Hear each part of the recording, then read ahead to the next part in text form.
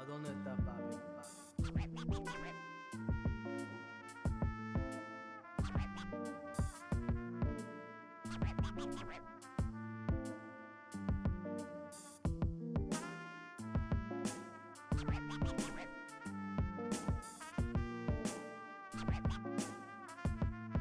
¿A dónde está papi?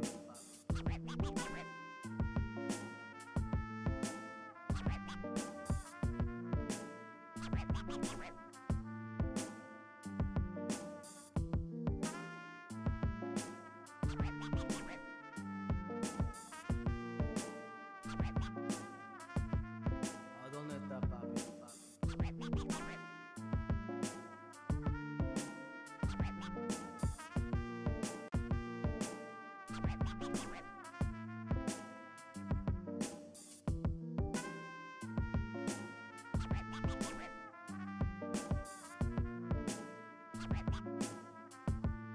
¿A dónde está papi?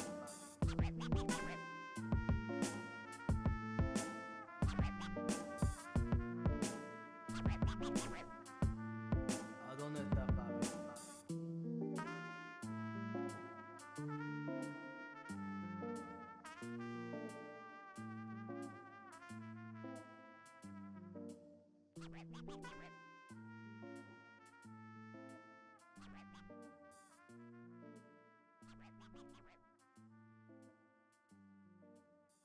¿A dónde está papi?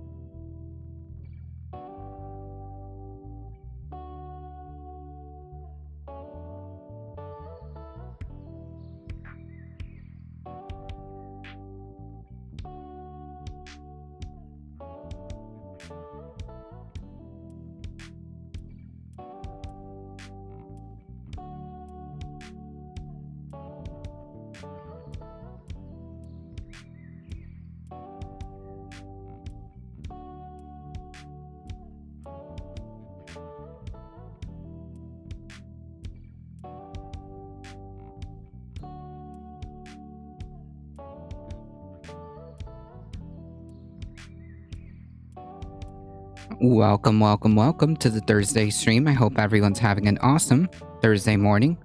How's it going, Astro? How's it going, Spread It Forward? Mayhem Hippie, how's it going? Howdy, howdy. We are close, folks. Dendera, how's it going? We are close, folks. Close to getting back to our normal routine.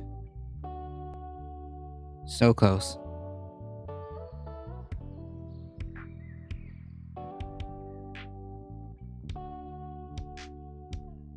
It is nearly Saturday. Good to have you here. Thank you so much, Astro. Morning, morning. That's me trying to spell out the turntable scratches. That's funny. Cold and gray. Yep.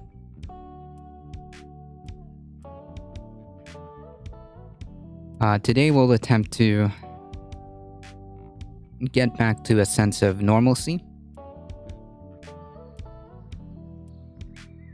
It's been more cold than normal where I am. Oof.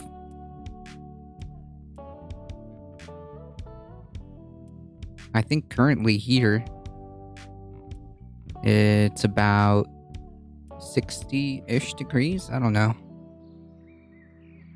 We got snow last night. Sheesh.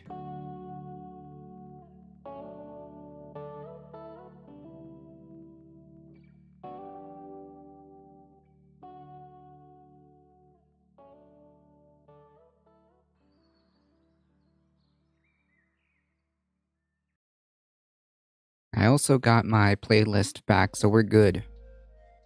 19 degrees Celsius. Sheesh. What? It was what an abrupt change. 79 degrees and then boom, snow. Sheesh.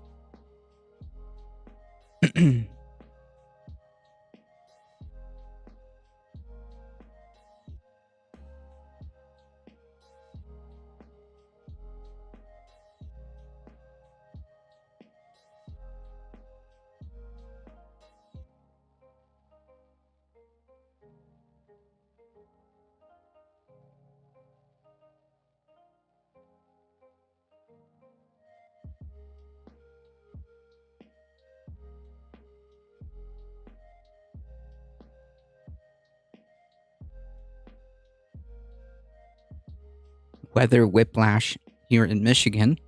Yeah, no kidding. 79 degrees and then snow? Sheesh. Oops, sorry. Sheesh.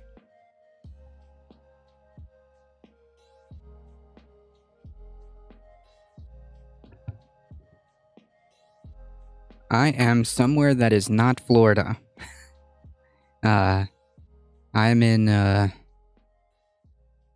somewhere in Georgia.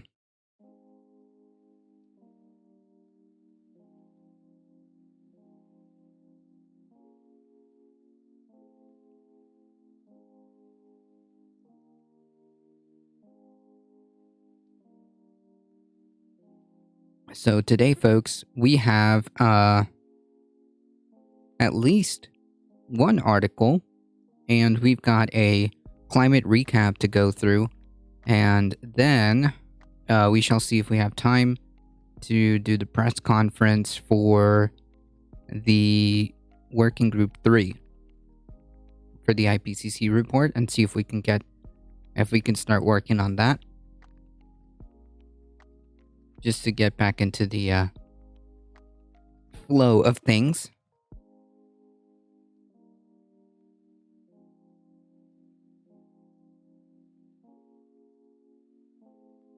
Okay, I think I got, okay.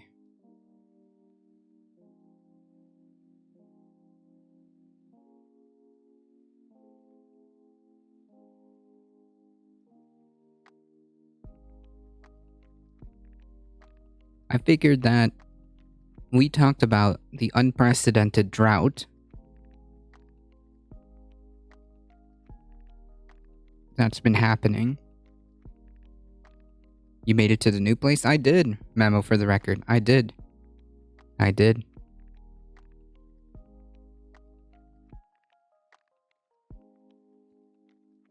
have difficulty understanding Georgian voices. You mean like the southern, kind of southern drawl, I guess, would be the description. It takes a second to get used to it.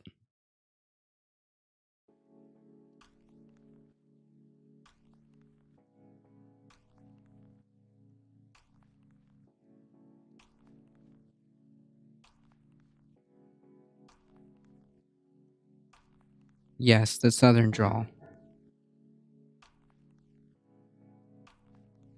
I've got to be very careful. Keep tapping on it. Vice made a little documentary about the Navy poisoning families in Hawaii. Sheesh.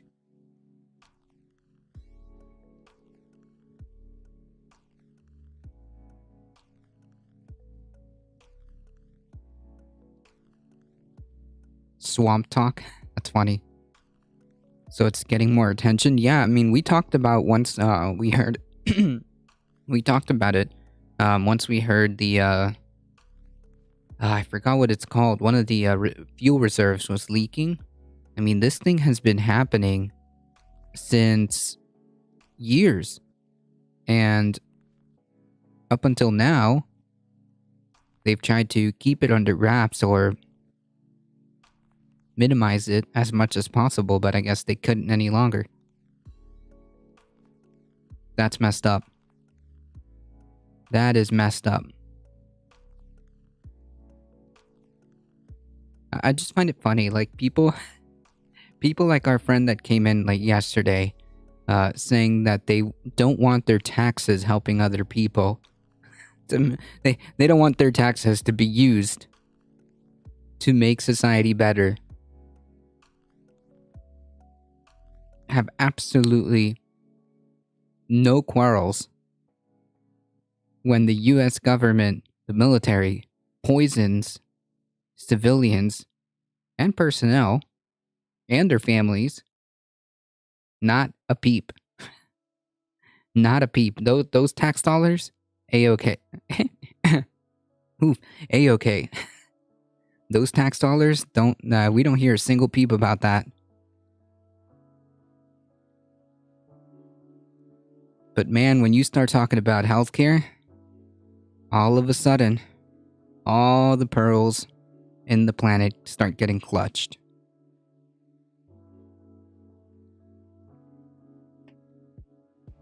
Do people just not see like the irony, I guess?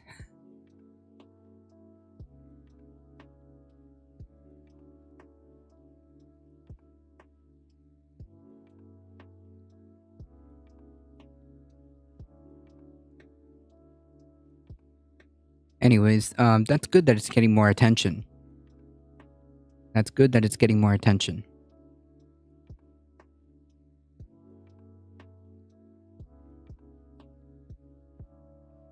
Instead of spending billions and billions of dollars, maybe we should repurpose some of those billions to fix that scenario.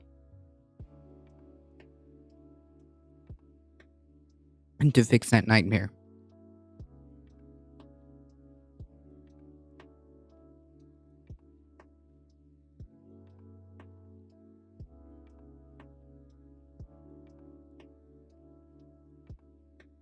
Alright, folks. So we've got this one article that I think is probably important to continue to hammer on. Quote, unprecedented. You know, I've kind of started to lose the rhetorical, I don't know, whatever. I started to lose the emphasis on the whole unprecedented thing, because that's it. Well, this is the new norm. It's gonna just be like that, you know? For some reason, this one didn't come up. They are going to have to get on with the desalination in Southern California. They're going to have to do a lot more than that. The situation is very dire.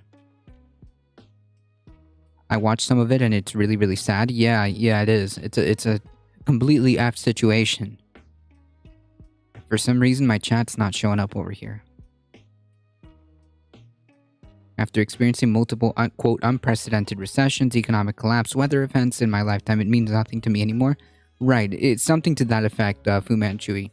Something to that effect. Like, unprecedented isn't really the word we should be using. We should be using, well, this is the new norm, right? Like, unprecedented gives you the impression, or I guess, like, gives you the, it gives you the impression that, well, it's just like, man, this is just like a one-time thing, right? Like, it's unprecedented.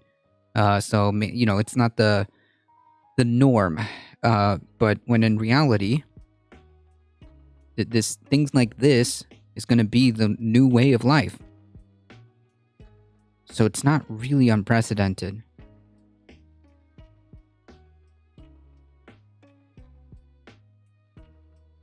They want us to be shocked when given the collapse. They want us to be shocked when given the circumstances. Of course, it will happen. Yep, exactly. At this point, I'm expecting another economic collapse next year, at least within the 5 years. I don't know, but guaranteed, Fu Manchu. I was thinking about this, and I've kind of made mention, but it's beginning to materialize in my head of the possibility of what could happen, especially within the decades to come. Certainly within our lifetime. Certainly within our lifetime. I was just thinking about like places like South Florida, right? And as more and more people come to the realization of what's happening, there's going to be one giant panic to get rid of those properties that are in the line of fire when it comes to climate change, whether it be because of stronger hurricanes, flooding, or if you're on the coast, the sea level, the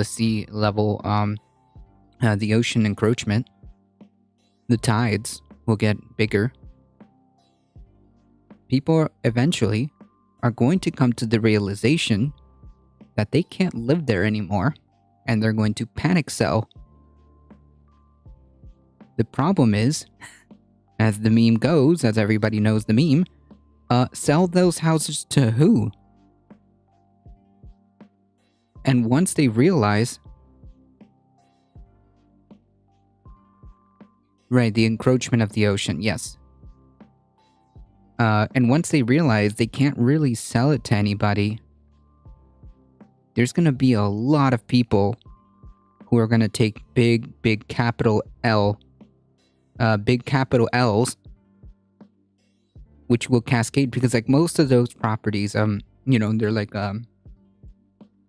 developers, not developers, investors, right? Like real estate investors and all these like big firms who have put money, who have put capital in that area or in those type of areas. They're all going to lose, right? And that's going to cascade into something else, I suspect. Like we spend most of Trump's presidency propping up having having coal plants. We have a Dem senator who owns and gets money from coal stocks. The writing is on the wall. Biden's climate budget is roughly the same size as what Elon is paying for to buy Twitter. That is how serious we're taking this climate change thing. I agree. There's like no sense of urgency whatsoever. No sense of urgency whatsoever. Not even like okay, look, we're going to get to work on X, Y, and Z, and by 2030, we've got the X, Y, and Z goal, and this is how we're going to get there. We've got no concrete pathway in any capacity. I mean, we've got like some things like, oh yeah, well, we're going to invest in like small things here and there, but the reality is there's no sense of urgency to make some real policy, aggressive policy. In this documentary, they talked about the military emissions, and well, comparing people driving to work to military emissions is like literally like a grain of sand. Yeah, the military, if you separate the military by itself, I think it's like It could be as big as its own country. The amount of emissions is really, really big. It is a massive footprint. It has a massive carbon footprint. Good morning, ADT. They could always go ahead and build the new Atlantis, I guess. Yeah, but even then, that's not going to save you. It's only a matter of time. How's it going, Maple Leaf Dragon? It's as if the IPCC report just means absolutely nothing to those in power to make meaningful change. Oh, yeah, absolutely. Like, they know about this. This is no secret, right? In fact, the IPCC report goes through review. It goes through governmental review. Before being published, they all get a chance to edit it. What we read for the working group 2 is the conservative estimates and the conservative language being used. The scientists were using much more urgent, or much more alarming rhetoric than the final draft. And even then, even in its conservative side, meaning even in its watered down soft version, using softer language, it still looks pretty dang bad.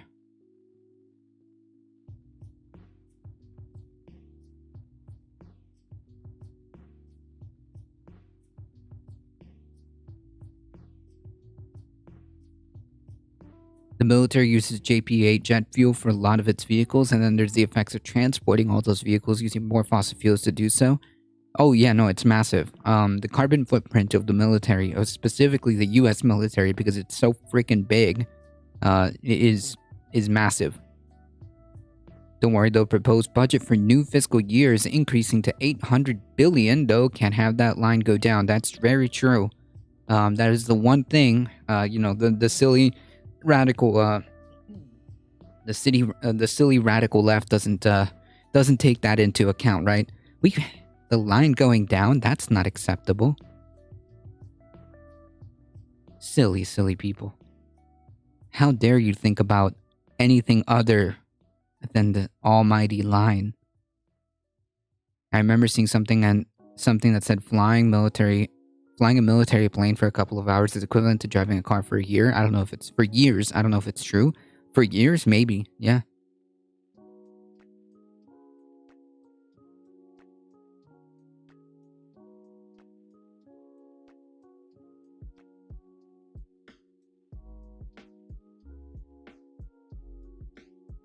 $800 billion. And that's just one fiscal year. That's a year. Can you imagine what we can do? Can you imagine what we can do if we took like 300 billion of that to repurpose for getting us ready for climate change, reducing our dependency on fossil fuels, becoming energy independent? Imagine if we could use those hundreds of billions to give people healthcare. Maybe. Imagine a world where that would be the where we can reorganize our priorities as the government, meaning. Can you imagine what a different country this would be? Where people don't have to worry about freaking medical debt? Where people don't have to sit there and count their pennies while they're sick? Weighing in whether or not they can afford this or that? Or whether or not they're going to have to just feel ill because rent is due or food?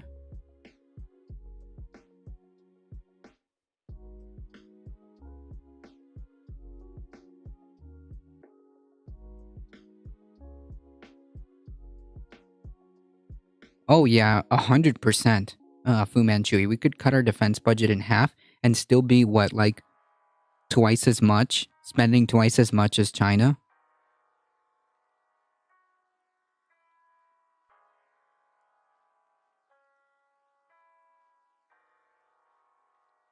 The good thing you're growing almonds in Cali? Jesus. Yeah, if we cut our military budget in half, we would still be spending definitely twice as much as China. Jesus. Jesus. But why ensure long-term survival and prosperity of America when there's quarterly profits to acquire? True, I didn't, like I said, I don't know. Almonds require a lot of water and it's putting off a lot of pressure on the Cali water systems. Yep. There's also this massive drought. I always think about what if Elon's 44 billion went to canceling student debt, free healthcare, and etc. Oh yeah, 100%. Like, oh, 44 billion dollars is like but a drop in the bucket for someone like him. So I think it would be fair that the country that made him, the society that basically made him, all these government subsidies, all these infrastructure made him. You should probably put that back.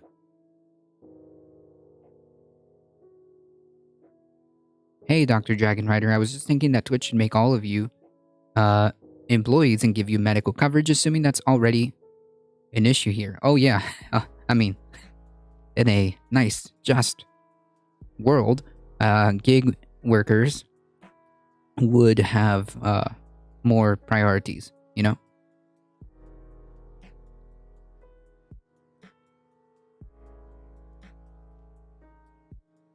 Like Uber,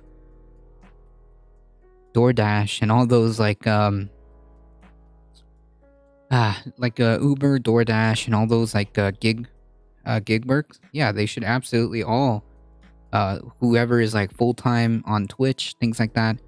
Yeah, in a just world, it should be unit not unit considered employees, and therefore have rights and benefits. Yeah, if the UN drafts a plan to end world hunger, I will provide the money. Here's the plan. It costs 20 billion. JK, yeah, I know. Like people think that this guy is like some kind of like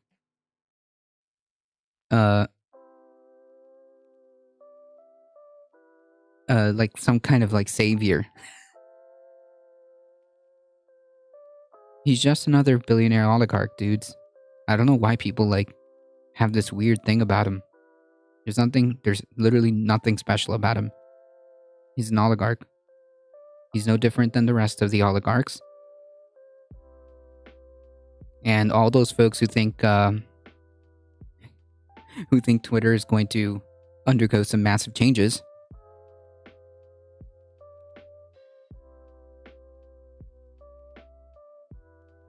are coming in for a nice meme.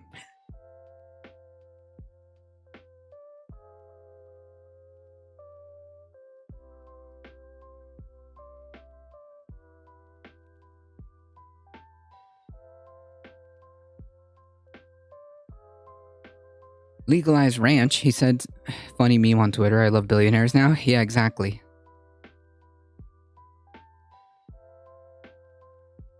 What if big streamers who Twitch only cares about boycott Twitch for smaller streamers by streaming on YouTube until needs are met? I mean, like that's the thing, right? Like it would require all of these big streamers to kind of like fall in line and not break ranks. But the problem is they get all the favors, right?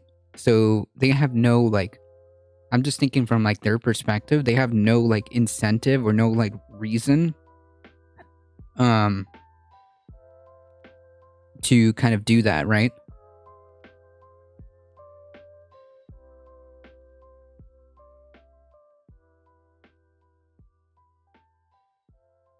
What's the difference between a meme and a talking point?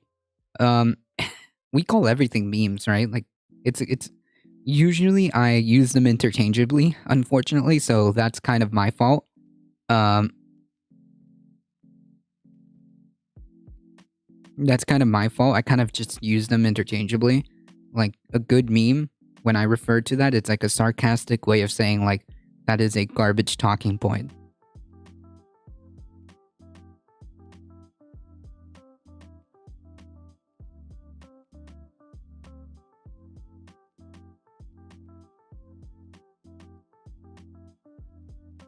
political slogans are memes. True.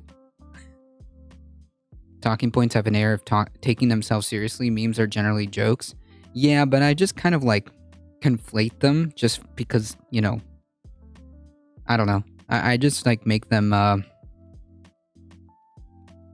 I just interchange them. When I say that's a good meme, that's like a sarcastic way of saying, you know, that's a garbage talking point.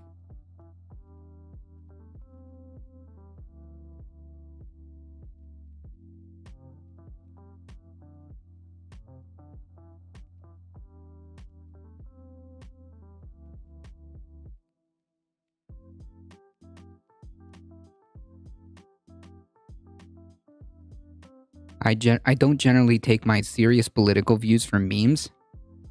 Yeah.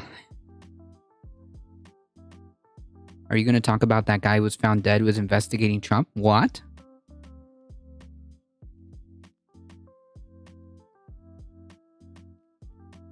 I generally don't. Yeah.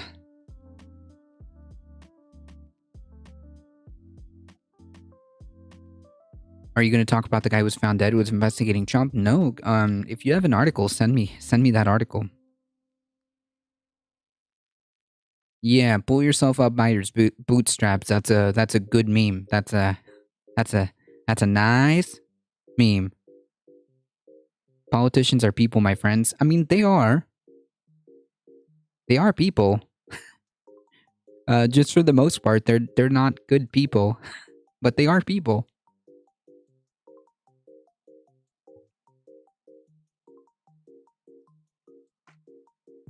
Echo Rester Dragon, how's it going? Good to see you back. Sorry to hear about the arm. Here's to a quick recovery. Thank you so much. I appreciate that.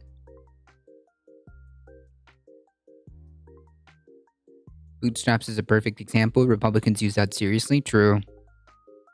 Oh, I meant corporations are people, my friend. Oh yeah, that's another good meme. I saw a couple of articles and news clips. I'm gonna find a link. Yep. Send to me. Alright. Let's get this train back on the tracks. Unprecedented water restrictions ordered for millions in Southern California. A decades-long mega drought is causing record low water levels in reservoir. Sheesh. Unprecedented restrictions have been ordered for millions of residents in Southern California as the mega drought in the region persists and continues to intensify. Yeah, yikes. About 6 million customers in LA, San Bernardino, Ventura counties under the Metropolitan Water District will be required to dramatically cut down outdoor water use. However, they are still encouraged to hand water their trees. Metropolitan Executive Officer Devin Upadhyay said during a news conference on Wednesday. The water district is requiring its member agencies in the state water project dependent areas to restrict outdoor watering to just 1 day a week or the equivalent. The goal is to reduce overall water consumption by 35% in the face of water shortages. Upadhyay said if restrictions do not get consumption down by 35%, even stricter rules could follow the next year. Sheesh. The water district will be monitoring the daily water use and how much is being used, as well as how residents and businesses are responding to these emergency restrictions. Yikes.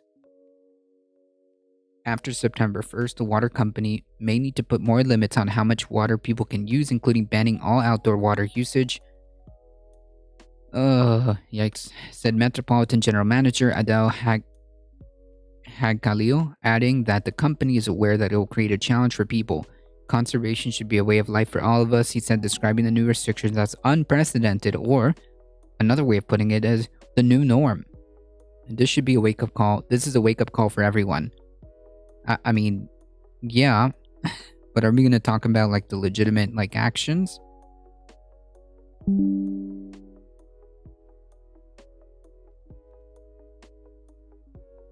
In my county, Oregon was the first to be declared a drought emergency. Sheesh. Sent you an article? Okie dokie. Yeah, to which right-wingers say water is not a right, just buy it. Yeah. Or just bet on the future of water. Do that. How about reducing almond production by 35% and watch the water reserves recharge themselves? Well, certainly using it for water almond production would help. The almond industry, I don't know, the almond industry, I'll call it, certainly is using a ton of water. So, yeah. The Metropolitan Water District uses water from the Colorado River as well as the State Water Project, which gets its water from the Sacramento San Joaquin River Delta. The Colorado is now at the top of the country's most endangered rivers list due to the mega drought. Anyone who does not follow the water district's new requirements will be fined $2,000 per acre foot and other penalties for the water the facility will need to provide. Sheesh. Yikes.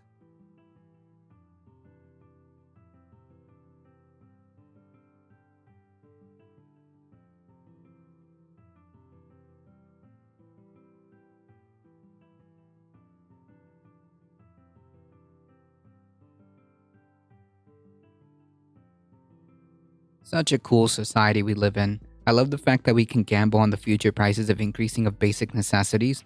True. This entire system is one big gamba. That's what it is. Oh my god. One big gamba. Did they mention how we got to this point? No, they unfortunately left out several important factors that led to this mega drought, like, climate change. And the fact that, we continue to act as if nothing's happening, so companies are allowed to continue a business as usual.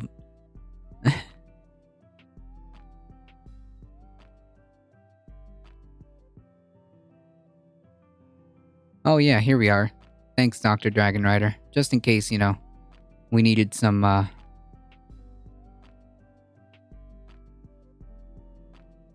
information. Yep, water, just big deal. Right, big deal, Just it's one of the smaller things in life,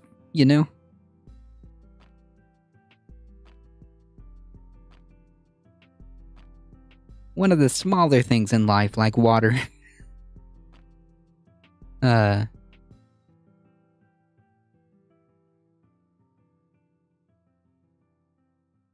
If California is going to survive, desalination technology is now a requirement, or since everybody loves the pipeline so much, pipe the floodwaters from Midwest to California. Yeah, they're going to have to do some massive, rethinking if they're going to continue to be able to live in that area. Water is not a commodity? Well,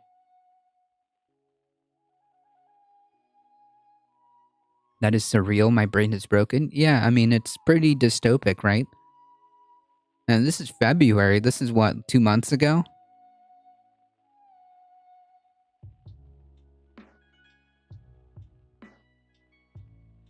This is only 2 months ago.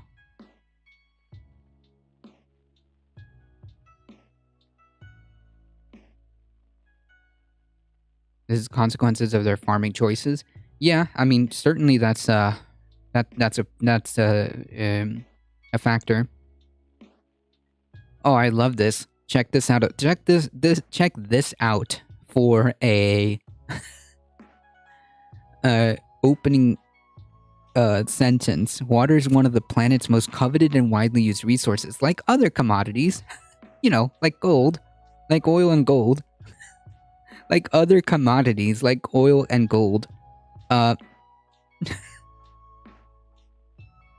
We don't actually need oil and gold to live. True story.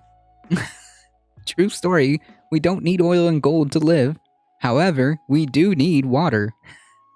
This is unbelievable.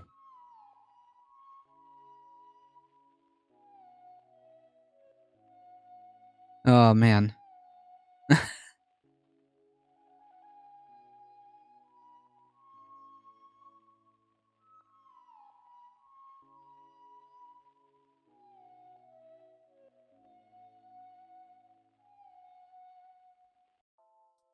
Companies like Nestle just block water supplies and steal it since they bought that plot of land. Usually the government allows them to do it. Yep. Settlers moving natives off their land and not performing forest maintenance has also contributed to droughts and wildfires. Yes, that is a good point. Who needs water when we have Bondo, the first mutilator? Yeah. I mean, like I said, just, I can't believe that, in the same breath, somebody, this person,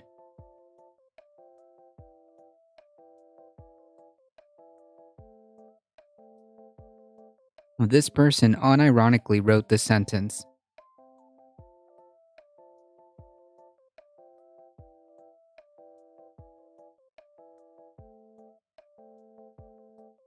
This is a real person that sat down and was like, yep, this is just a normal day.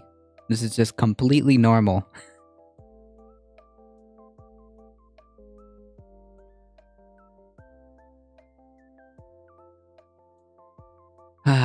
That's a good meme.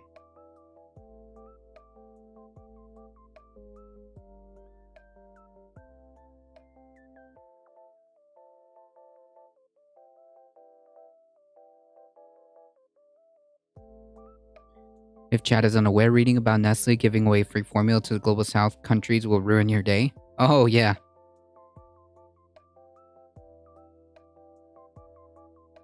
Yeah, he's like some finance guy, Thendera.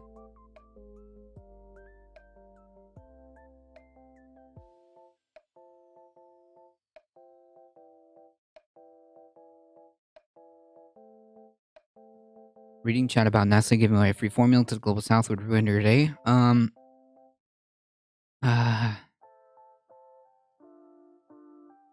So I'm trying to remember the story. They gave away baby formula, but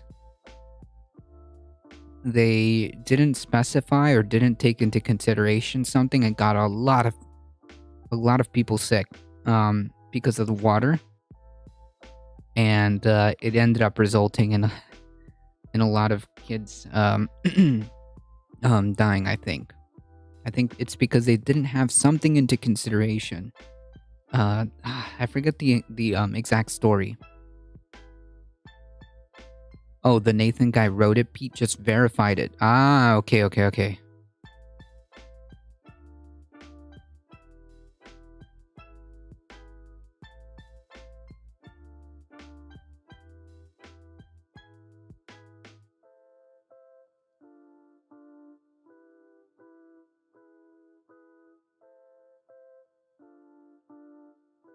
Oh, Nathan guy. Okay. I'm rereading that. Nathan Reef has been writing expert articles and news about financial topics such as investing and trading, cryptocurrency. So he's like a crypto bro, ETFs and alternative investments on Investopedia since 2016. Like I said, this person unironically sat there and was like, "Yep, it was a perfectly normal day. Let's just write about how you should and where to invest and bet." And gamba on the futures of a quote commodity like water.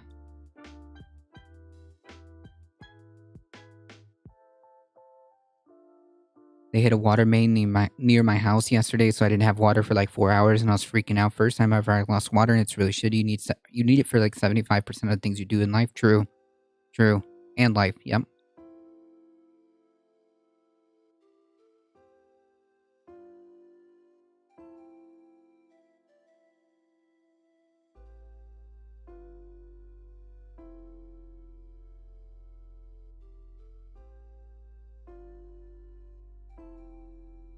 Oh, no.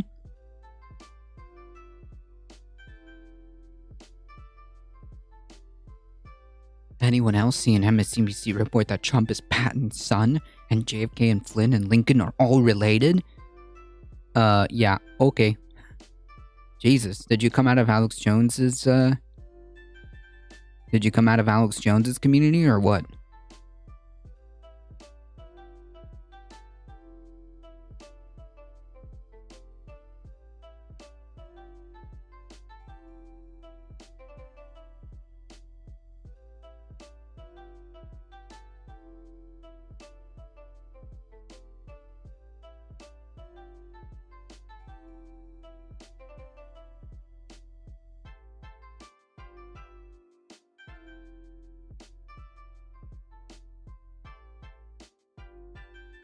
Banned for sharing about comets in Earth's atmosphere. Okay. And?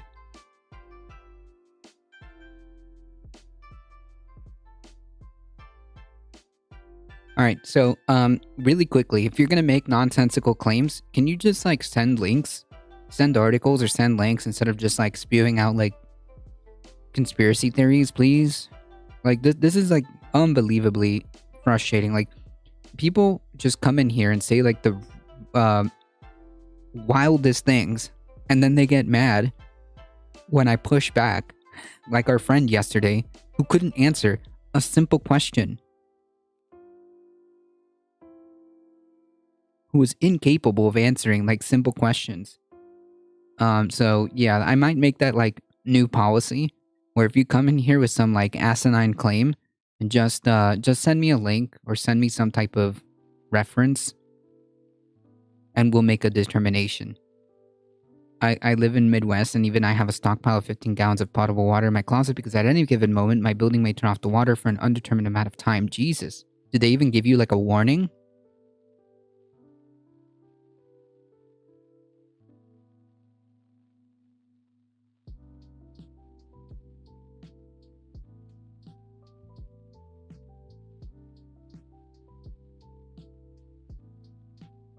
Not always? Wow.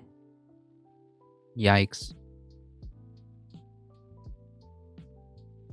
That's messed up.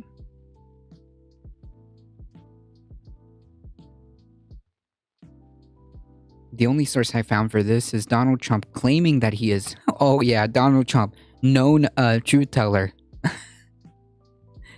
No, known truth teller claims that he is General Patton's son. MSNBC did not substantiate or make that claim for him. Yeah, so delusions of grandeur. Got it. Thank you, Fu Manchu. Thank you, Fu Manchu,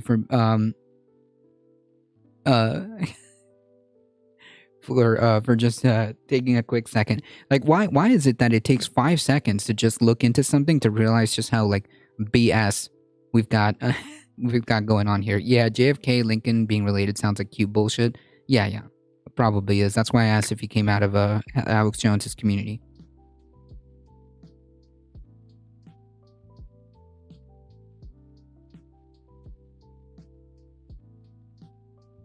I hope they're true, but most of the time they never. I hope they are true. Most of the time they never are. Yeah, like I mean, on his face value, is there like any previous like claims? You know, because like this would have come out at some point way before even Trump was like a president or anywhere near Trump going into politics. That would have been like that would have been known. That would have been like a thing. Oh yeah. Trump is Patton's son or whatever, or related. That would have been like a thing way before Trump was president. I've never heard that in my life.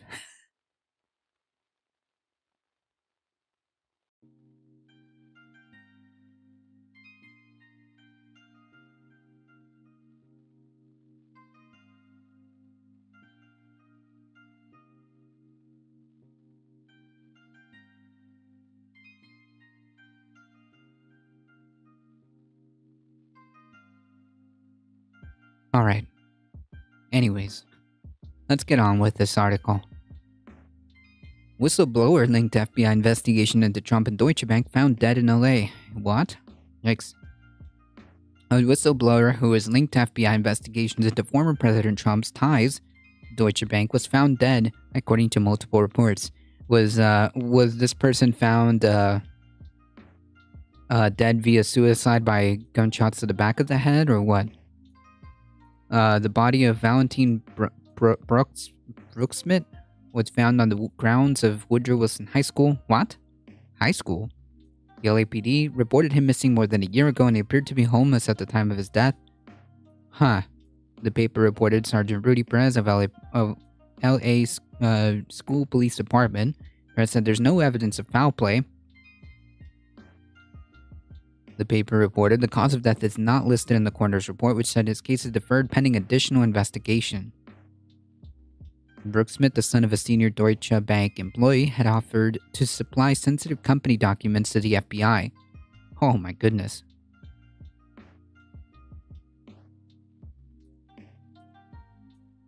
A conspiracy theory about how this guy died would be way more believable than that JFK bullshit. Yeah, I mean, like, I think we should wait until we get all the facts, you know?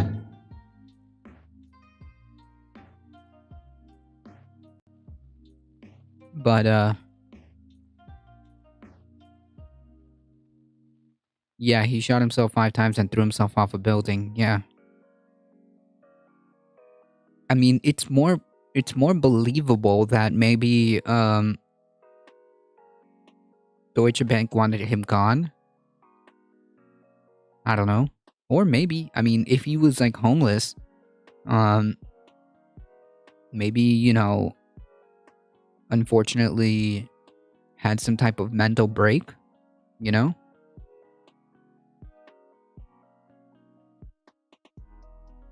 That's a realistic story. If he had like some type of, mental breakdown or something, that could be a possibility. The younger Bricksmith met with FBI investigators at a time when they were probing Trump's relationship with the bank. The paper reported, on top of sharing documents with several reporters, he sold a trove of documents to Fusion GPS, the company that had earlier produced the infamous Steele dossier.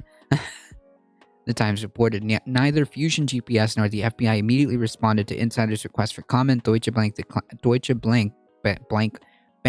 declined to comment. According to the Times report, the House Intelligence Committee also subpoenaed Bricksmith for documents related to its probe of Trump and Deutsche Bank. Bricksmith's father, William, died by suicide in 2014, leaving several notes. Reuters reported at the time. The Times later reported that the elder Bricksmith had been racked with guilt over what he saw as mistakenly giving the conduct of some Deutsche Bank traders a clean bill of health. Right. This sounds like more and more like this dude just had a mental break, which is incredibly sad. Whistleblowers are always at risk, especially with some high profiles like this. Yeah, but this guy looks like, first of all, his dad had already Robloxed himself. I mean, and he's already his father Robloxed himself because he was racked with guilt at what was going on, and I mean that must leave some type of like mental, there must be something that might have taken the junior, the son, over the edge. I mean, it's not improbable. I don't know what happened to the FBI whistleblower who exposed the civil rights violations they did during the BLM protests in 2020. No idea. After William's death, Valentine gained access to his emails, which only people within the inner circle of Deutsche Bank would ever see. An unnamed FBI agent is quoted as saying in the Times profile. The investigative reporter, Scott Stedman, who tweeted about Valentine's death on Tuesday, calling him a friend who supplied me and other journalists with Deutsche Bank documents that highlighted the bank's deep Russia connections. He said that the Bricksmith had struggled with drugs on and off, a characterizations underscored by multiple descriptions of drug use in the Times profile. Emphasizing that he didn't suspect foul play, Stedman went on to write in a further tweet, "Everyone needs to effing stop with the conspiracy theories about Val." Henrik, the journalist who wrote the Times profile, also tweeted of Bricksmith's death, "This is terrible news. Val was a longtime source of mine and the main character of my book. We had a complicated relationship, but this is just devastating to hear." Yeah, this sounds like a dude who just had a really bad mental break because of underlying, issues that happened in his life. And it just kind of, that's it, took him over the edge. That's what this sounds like. Which is really sad. And especially being like a whistleblower. I mean, sheesh.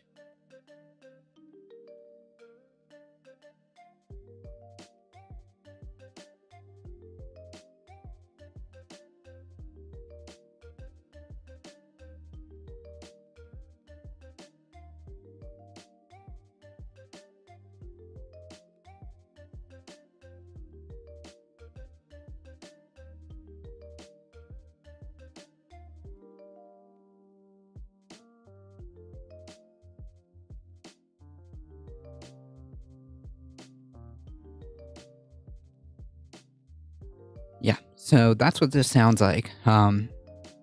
I mean, being a whistleblower is already unbelievably mentally stressful. I mean, we've seen like what happens to folks who become whistleblowers for very, very big, powerful players like Assange. I mean, that just must be like mentally just taxing. Then you've got your father, who was also involved and knew some shady stuff was going down, had a lot of guilt, roadblocks himself. I mean, it's all just kind of adding up to, well, this dude just was pushed over the edge, and maybe he just was pushed over the edge. I don't know.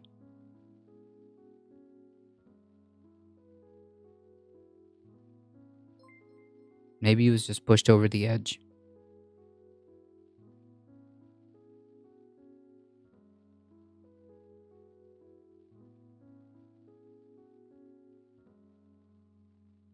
All right, folks, we've got some climate recap to go through.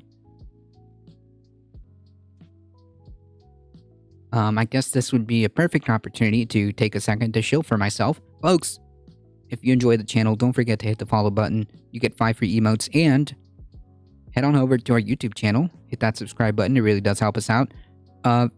Spread the word far and wide that this is one of the chillest places to be for news and politics, Monday through Thursday, 9 a.m. Eastern Time. Join us for Saturday Saturdays around noon Eastern Time. Spread the word, all right, everywhere and anywhere.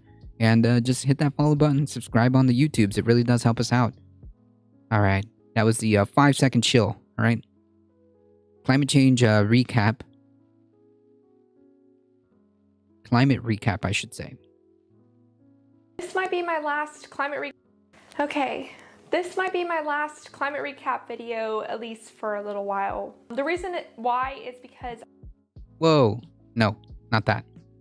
Okay, this might be my last climate recap video, at least for a little while. The reason why is because I've started a weekday podcast called The Climate Recap. And you can find that podcast on Apple Podcasts, Spotify, and Google Podcasts, or on YouTube at The Climate Recap. I also post scripts and source links via Medium for The Climate Recap, so if you would prefer to read the news, that is an option too. This way you can get up to date on the latest international and US-based climate news in 5 to 10 minutes, Monday through Friday. Folks, please go show this channel some love, all right? They're doing a fantastic job at giving us climate change news in a more concise, condensed, and just kind of centralized way that is purely focused on that. Please go subscribe and show support to this channel. I posted the link there. Yeah, if you're ever questioning why the world is as bad as it is and why people are crazy and apathetic, take a look at the video, The Man Who Accidentally Killed the Most People in History, from Veritasium, for some interesting food for thought. Huh. The megasphere, true. I'm torn when it comes to climate news. On one hand, I want to stay informed. On the other hand, do I really need to have something that depresses me daily? No, that's why this is weekly. Or bi-weekly, I should say. But like the thing is, like, you've got to use that energy and transform it into something, right? You gotta use that, like, that black pill, and instead of just kind of falling deeper into the hole, you just kind of say, okay, I'm gonna use this, and I'm gonna go and toss it into action. Because, like you said, once people become apathetic, once people become disengaged, once people tune out, that's when things start getting bad, right? That's why it's just a quick recap of what's been happening. Yeah, and it's done in every week, every other week, so you don't go full doomer. Exactly. Alio resubscribing for 17 months, 18 months with a 17-month streak. Jeez. I like being here and hope people I know contribute to the world, to the wonderful channel. Thank you. I appreciate that. That's very kind. Like, I'm angry. I want to use that energy to improve things, but I also have to pay bills. Right, which is why I always say, do what you can within the time that you have, within the tools that you have. I mean, like, at the end of the day, there's only so much an individual can do, but hey, if there is something, then you should do it. If there's a way to engage as someone with no climate science degree that will also pay bills, sign me up. I think that there's like different, there are ways of engaging, there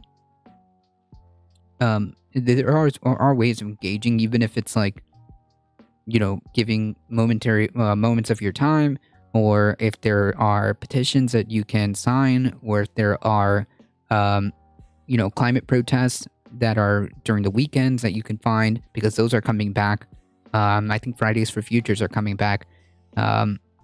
Small things like this, or hey, next time, instead of like, I don't know, using plastic bags, take your own, like small little things that you can do. Is what you should be doing, right? If there's any possibility of being engaged with your like city council meetings and things like that, I mean, if you can, I feel like every town is some sort of community organization, right? That's what I'm saying. If you have that ability, or if you know of that, you know, of something going on, then if that's what you can do, then go for it. What is it? To each according to his ability. I forget the phrase. The point of that phrase is, hey, whatever you can do, you should do it.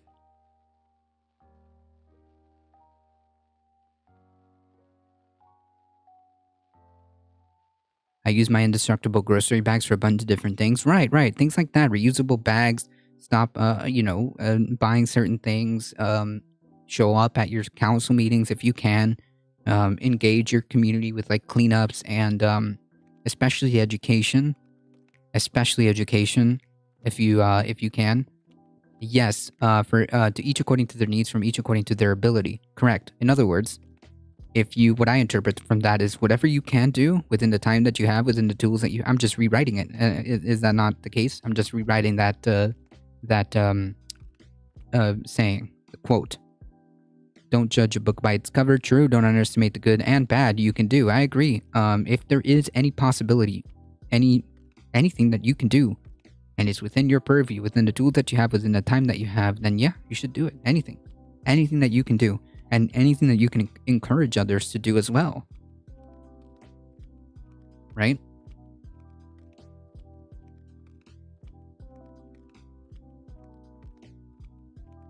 Okay.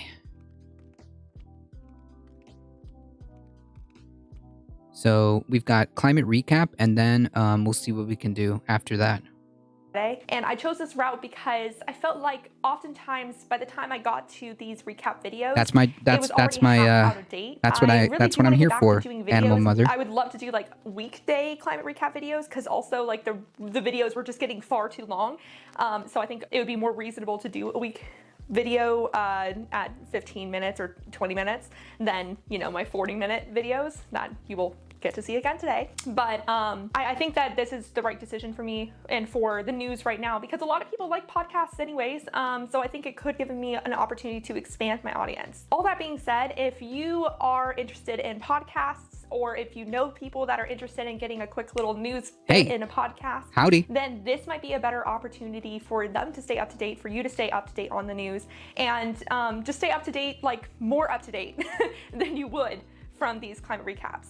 But that being said, I really hope that everybody sticks around and just tries out this option as well, because I will continue to post videos on the Beckosphere, but Beckosphere will mostly be for deep dives and commentary videos, at least until I am able to afford getting an editor to expand the amount of videos that I can produce, because I really would like to do weekly recap videos again, but I don't have the time, because this is, again, on the side of a full-time job that I also have.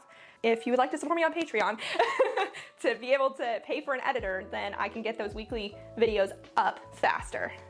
Thank you to everyone who has supported me and supported this channel. It continues to grow, and I just absolutely adore this community. Y'all are such thoughtful and kind and supportive individuals, and you really do give me hope for the future and just the direction that this channel is heading. So thank you very much. Okay, anyways, let's get right into it. Hey y'all, it's Becky here from the Beckosphere, where we talk about climate news and solutions. You have entered a climate recap, where we look at what is being done to reduce the impacts of and prepare for climate change. Nice. That's really cool, Maple Leaf Dragon. $2 grocery bags 8 years ago that are capable of carrying 50 pounds of material each. They're amazing. That's super, super, super nice. I've got several reusable bags that I've had. Some of them have been were just passed down from my parents. Yeah, absolutely. Please do not forget to rewash reusable bags. Yes, if you can, some cloth bags are washable. I started watching this yesterday, but I didn't finish it, so I get to see it now. Hey, Echo Rester Dragon, nice. I highly recommend you go and support the Beckosphere. We will look at climate news for the first half of Earth Month, so April 1st to 15th. If you would like to stay up to date with the latest climate news, I highly suggest that you hit the subscribe button below and ring the bell so you don't miss every single time I post. And you should definitely check out the Climate Recap YouTube channel for daily updates. Okay, let's start with some climate events. A massive fire started near the Pivardi Valley in the last day of March, which worried glaciologists because the valley is home to 279 glaciers. One researcher said that he hasn't seen anything like it at that high of an altitude in his 40-year career. 80 forest fire incidents had been reported in that area over those last 2 days. It's one of the regions of the world heating up faster than the average. I can't find any updated information on the fires though, so hopefully they've mostly gone out by now. Meanwhile, over in California, the Sierra snowpack for January to March was the lowest level since the gold rush, 38% of normal. This was followed by a heat wave in which some places reached over 90 degrees. Throughout this historical megadrought though, California's water conservation efforts aren't as strict as with water use in previous drought periods. Definitely not as strict as Chile, which issued an unprecedented water rationing plan for its capital Santiago the following week, as the drought there entered its 13th year. The plan has 4 tiers from green to red, starting with I used to use reusable grocery bags to return bottles yesterday. Oh, nice. Nice. Cuts of up to 24 hours for about 1.7 million customers. Sheesh. What tier they're on depends on the water levels of the 2 local lakes. That same week, Tropical Storm Maggie made landfall in the central Philippines. Wow. Over 100 people died and 1,700 were displaced from landslides and flooding. Oh my god. This actually is supposed to be their dry season right now, so yikes. And in South Africa, over 300 people died after a cold storm threatened the country, officially making the storm the deadliest on record for the country. Some areas got... So in that climate recap, which is what, a couple of weeks? I think it's 2 weeks. 400 people died that we know of. Separate regions, of course. So 400 people died that are directly related to effects from climate change. And that's just in 2 weeks. Right? In the 2 week recap.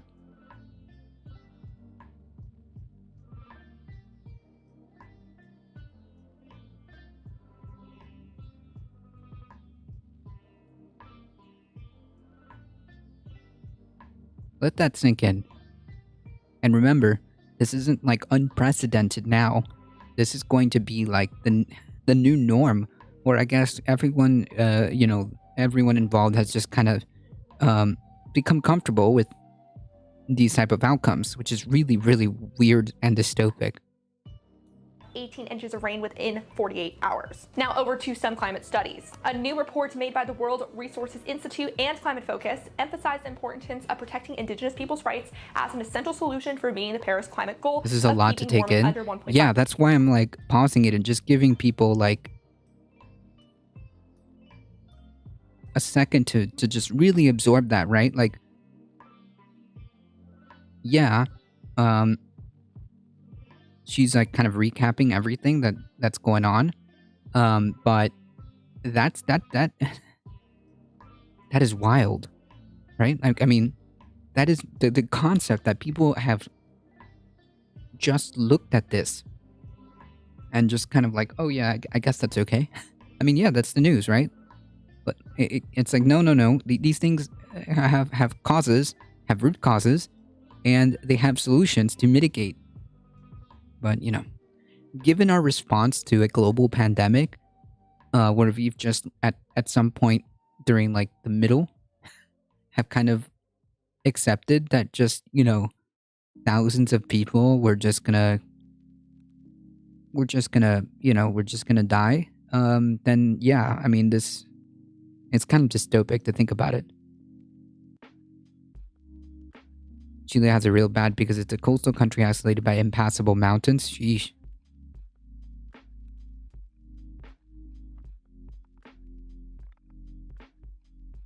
Degrees Celsius above pre-industrial levels. According to the report, forests owned by indigenous groups in Brazil, Colombia, Mexico, and Peru take up twice as much carbon as other lands. A United Nations report found that areas owned by tribes were 50% less deforested on average than other lands. We have so much to learn from indigenous people. I agree. Naturally, we got to talk about the third United Nations Intergovernmental Panel on Climate Change report released 2 weeks ago.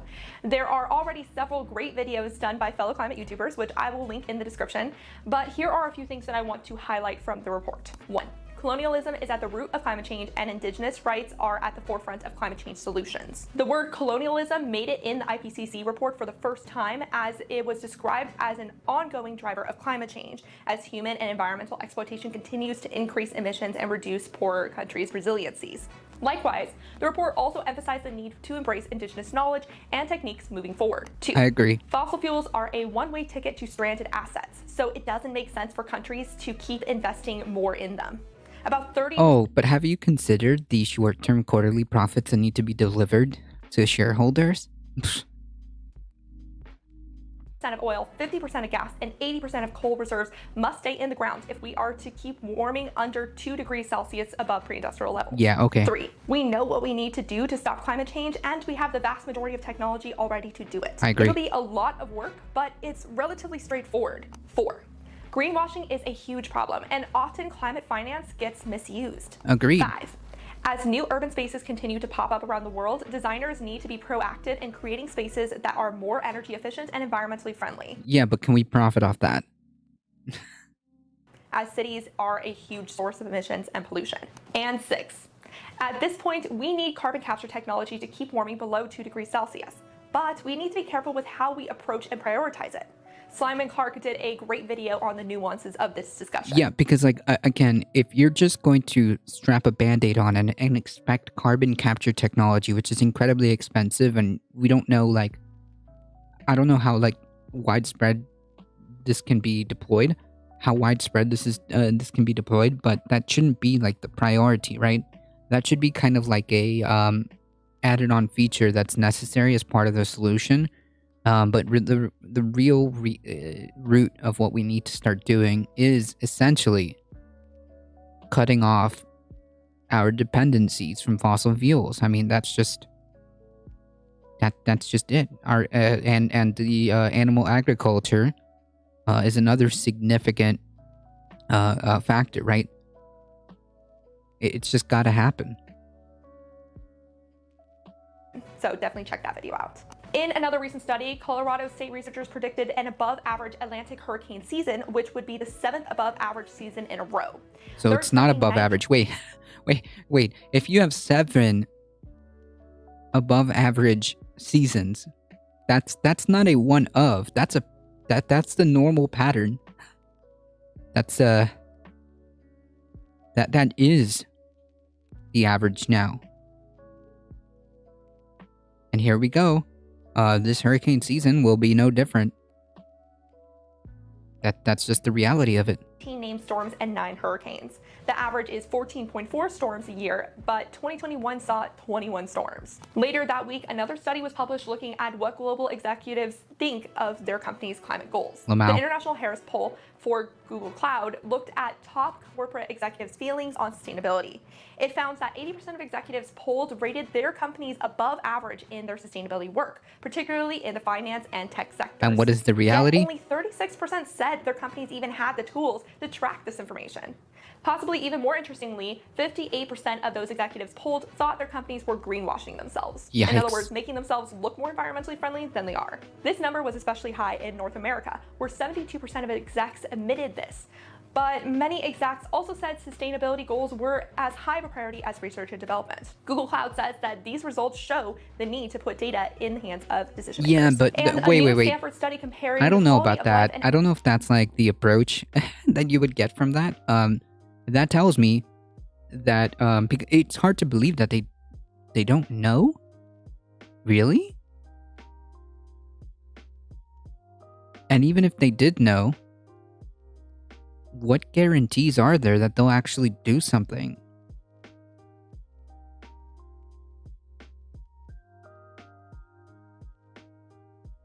I mean, ExxonMobil knew for decades. ExxonMobil knew about the effects of their actions. They knew about that, and they didn't really do anything about it, right? They just buried it, and moved on, business as usual. So, okay, hold on, folks. 1 second.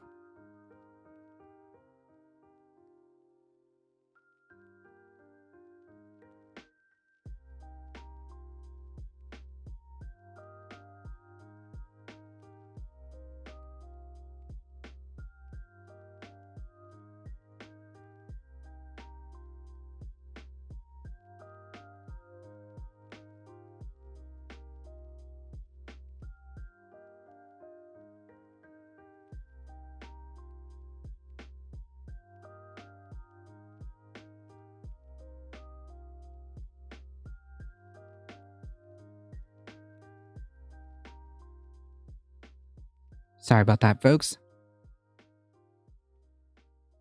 I recently saw some reports about the VW Dieselgate money is basically being flushed down the proverbial toilet because it's being given to fueling stations to supposedly install ridiculously overpriced charging stations for EVs. Yeah, that's what she's referring to with misappropriation for climate money. ADT, ¿conoces gente en el cartel? No. No.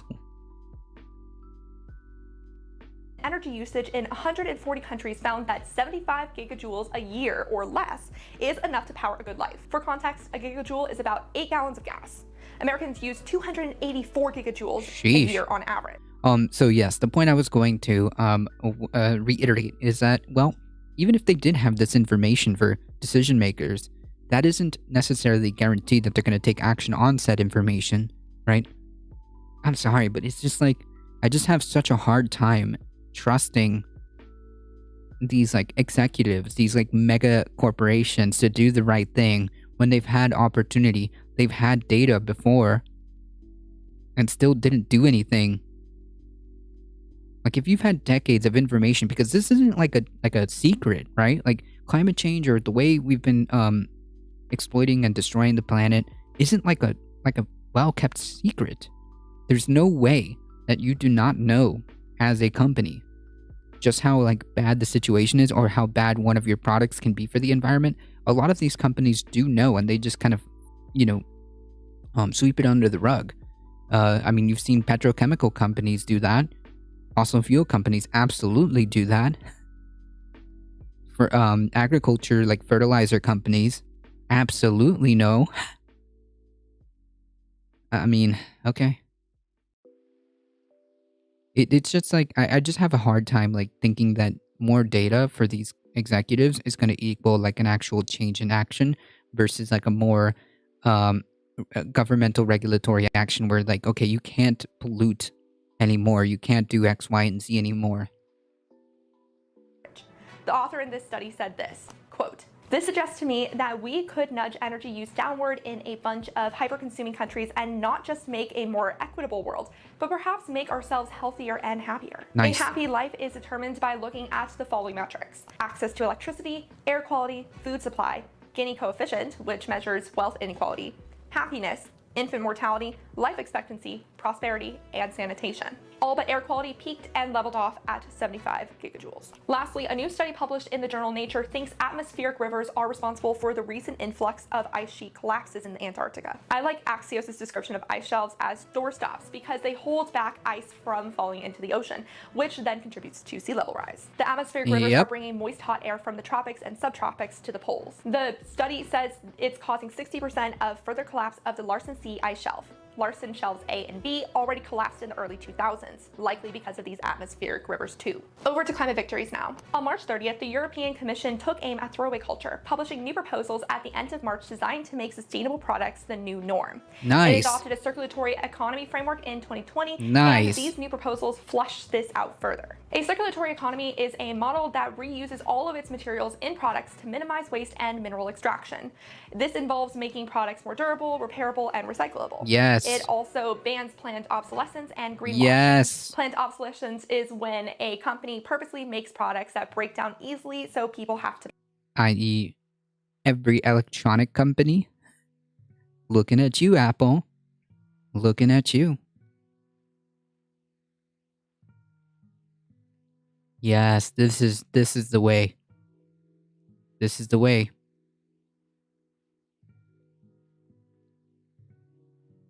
Buy more. The proposals include a circulatory economy action plan, plans to make almost everything more eco-friendly, circular, and energy efficient throughout its Yes, life more cycle. hemp. It will also require manufacturers to disclose the environmental impact and recyclability of their products within what they call a digital passport.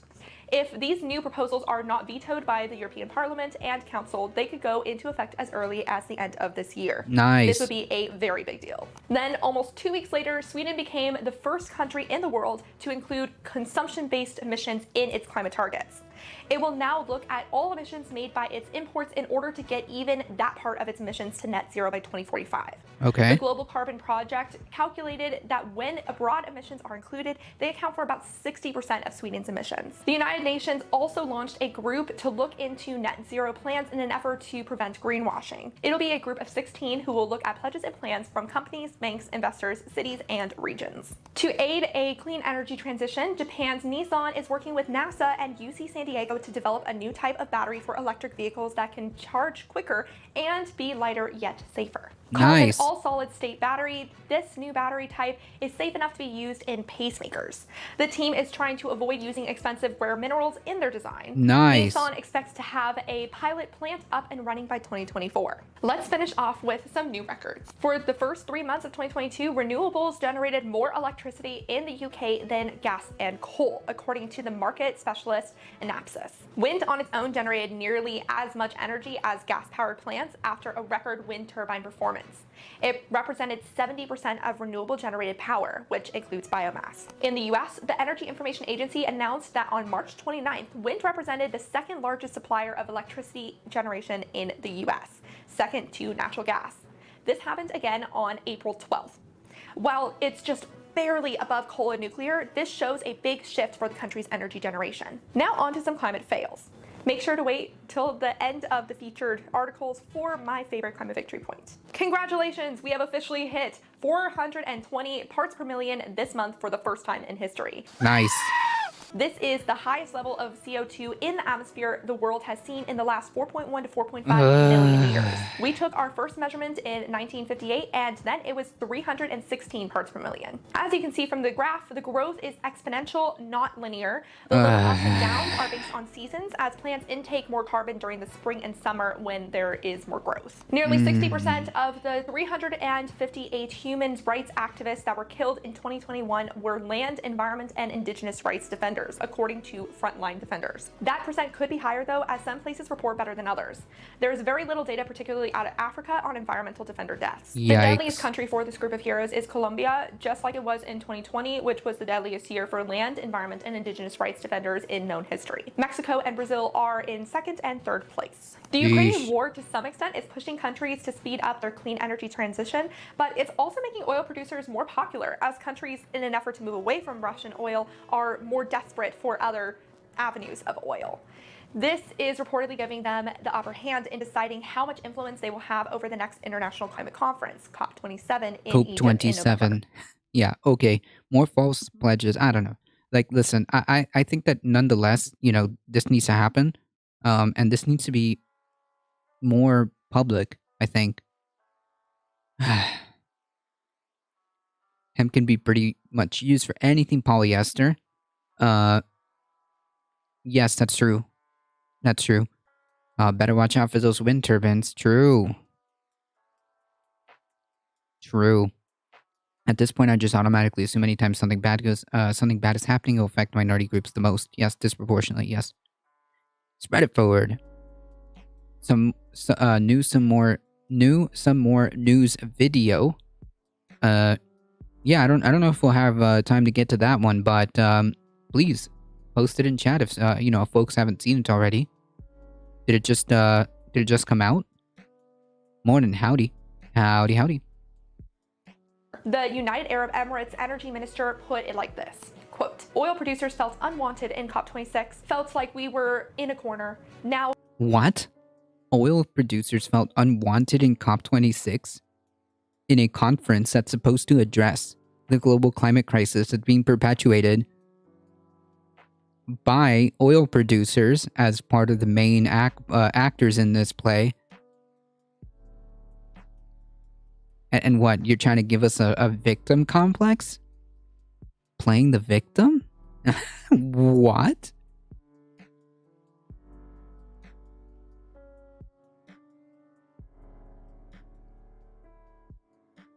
It's good?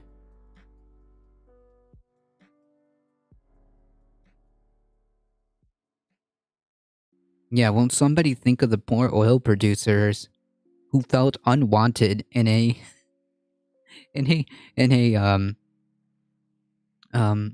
is it called? Not reunion, but in a conference that revolves around the idea of the planet, but the planet's ecosystems and collapsing because of climate change, that it's being perpetuated.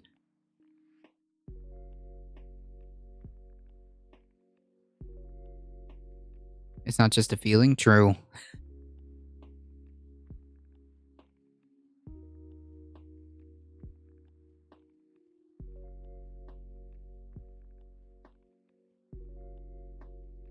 Folks, I'm going to put this link. I'm going to put Spread It Forward's link as well. And now we're like superheroes. Yeah, well, you're not. Supervillains, maybe. In COP26, the UK banned fossil fuels from sponsorship deals, but this is unlikely to happen in November. Methane emissions jumped by a record amount in 2021. Not to mention, didn't they have one of the biggest, disproportionate delegation at COP26? There was over 500 representatives or lobbyists or tangential relation to the fossil fuel industry, which was completely way disproportionately bigger than any of the country's delegations in COP26. So what are you talking about?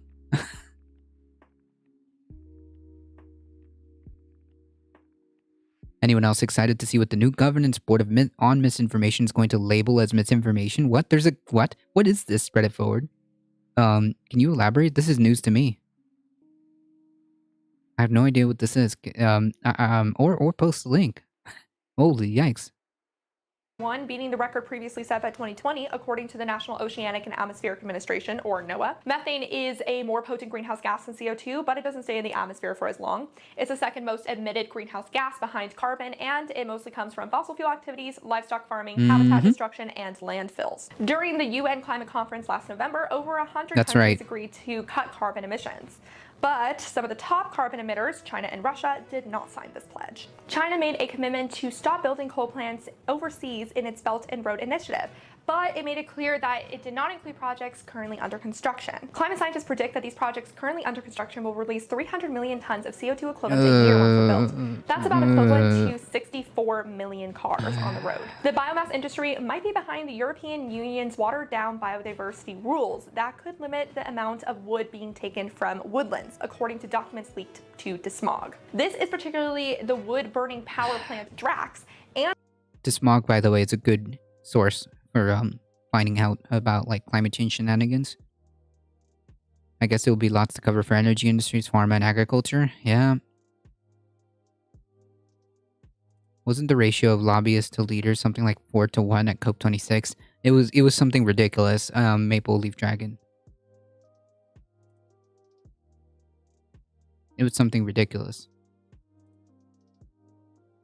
And the U.S. Industrial Pellet Association. Burning wood pellets, which is not good for the environment or human health, represents 13% of the EU's renewable energy supply. The demand will grow as the EU tries to shift away from Russian fuel. And now for some chemical fails, which are all in the US today. A new report by the Real Urban Emissions Initiative found that in New York City, people of color are 17% more likely to be exposed to small particulate matter from diesel trucks than white people. Particulate pollution has been linked to irregular heartbeat, worsening asthma, and other heart and respiratory threats. A main culprit of this is older trucks that were made before new emission standards. Trucks made before 2007 only represent 6 to 10% of diesel trucks on the road, but contribute 64 to 83% of the particulate emissions from diesel tailpipes. You gotta replace those old trucks. And a new study has linked severe black lung disease among Appalachian coal miners to exposure to silica dust in their jobs. This has been suspected for decades, backed with tons of anecdotal evidence, but this is the first study to show a clear connection between silica and the disease. Scientists have found silica dust lodged in miners' lungs. This problem has actually gotten worse over the years, as the study shows more prevalence in modern miners than older ones. Researchers say that this shows that current silica regulations, which are 50 years old, are very much out of date. Now for my favorite climate victory point of the video. Portugal's first auction of rights to build and operate floating solar plants on dam reserves set the world record low price for future output, $4.50 per megawatt for 15 years. The company that offered the negative price on solar energy, a unit of the country's main utility company, EDP, said it's because the project is a hybrid that also includes wind and ADT, I hope you're doing storage. well. Thank you, Dark Exorcist. I'm hanging in there, my friend. Thank you. Slowly but surely, we will be, we'll get there. Spawn Blaze, thank you for the follow. I appreciate that. Which should make it profitable. Now let's list off some other news points during the first 2 weeks of April that I didn't have time to go in depth on. Though I did go in depth on more of these in my podcast, and I actually published more podcast episodes on Apple Podcasts than I have on YouTube, just so you know. For other events, India's northwest reeled under an unusually early heat wave. Meanwhile, a record-setting cold snap hit Europe, particularly France. Climate change is making Afghanistan's hunger crisis worse. Sydney, Australia asked thousands to evacuate as more heavy rains caused more flash floods. Yikes. Africa is facing rising climate-linked health emergencies, according to the World Health Organization. Uganda is fighting crop-devouring armyworms, which they blame on climate change. And marine sponges have been observed bleaching in the warming Tasmanian waters for the first time. That's not Over in good. the US, tornadoes leave people trapped in their homes in Louisiana, and an elderly couple was killed and more than 200 homes destroyed in a New Mexico wildfire after a controlled burn went rogue. Now for some more climate change studies. For the first time, a peer-reviewed study shows that current official and unofficial climate pledges can keep warming below 2 degrees Celsius above pre-industrial levels. But we need to follow these pledges to a T. Keeping warming below 1.5 degrees Celsius is very unlikely. Hydrogen is 11 times worse for the climate. No, don't say that. Oh, man, that's yikes. Than CO2. 60% of cacti species might go extinct from climate change as early as 2050. Climate change drove extreme rains in Southeast Africa's storms earlier this year. Yikes, Dark Exorcist. That hit Madagascar a few months ago. Soil carbon is a blind spot for the Europeans' national greenhouse gas inventories. Bird populations in Panama's tropical rainforest are in a severe decline. Summer Lake in Oregon might run dry within a generation if no action is taken. And the 4-H Club, with the help of the Harris Poll, found that most 13 to 19-year-olds prioritize the environment over the economy. Now, for some because other like one doesn't run without the other. I mean, like, you can't have this concept of like the economy. Well, the economy runs on resources, and if these resources are being disproportionately exploited and just unsustainable, then all of that means absolutely nothing. Okay, so these two are one, and they're linked, is what I'm trying to say.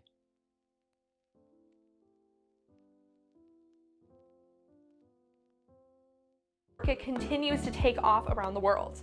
Countries have contributed more financial support for building back greener now than they did in 2021 and more than they did after the recession. There's a new network for crisis scientists around the world to team up in cases of another pandemic or a bad wildfire season. A report shows the Ukraine war will not derail Europe's energy transition. An ex-Putin aide says a full embargo on oil could stop the war. Greta Thunberg is in process of publishing a go-to source book on climate change with the help of Dr. Catherine Hayhoe and Margaret Atwood. A global hub was launched to help countries slash methane emissions. Over to India, women are leading the charge in planting mangrove trees to secure their coastlines. Queensland, Australia started a green hydrogen and ammonia project to be powered by renewables. Indigenous Australians derailed a controversial gas project by suing the South Korean government. The EU announced it will do whatever it takes to rebuild solar energy manufacturing in Europe. Europe plans to invest more in trains to reduce fuel reliance. France installed its first offshore wind farm. Germany unveiled plans to accelerate green energy expansion measures. German lawmakers called for the EU to ban Russian oil. All this is heading somewhat in the right direction. We just need to ramp up the what is it? Speed. This part is giving me anxiety like no other. Yeah, I mean, this the whole topic is anxiety-inducing for sure. No doubt about it. A company called Lawsuit is taking donations for mangroves in India. Nice. If you have a link, send it to me. I'll post it in chat. After visiting the Ukraine, Britain bought more electric cars in March than the whole of 2019. The Greater Manchester area is conducting peat bog restoration. Just Stop Oil continues to be a nuisance for the UK government. Extinction Rebellion scientists glued their hands to the business department in London in protest. Extinction Rebellion activists also infiltrated Shell's London headquarters and shut down Lloyd's of London for a day. UK newspapers have begun publishing more stories on climate change, and their editorials are showing more support for climate action. And more than 300,000 homes in England are now better protected from flooding. Canada released a big new climate action plan. In the US, Y Combinator gives money to climate-based startups during demo day. The Rappahannock tribe gets 465 acres of land back on the Chesapeake Bay. Washington State created the first seagrass and kelp sanctuary off Everett. Pinterest banned climate misinformation. Stanford engineers created solar panels that can generate electricity at night. What? US tapped $420 million. Nice. That is actually so fascinating. Developing solar panels that can like work during the night. What?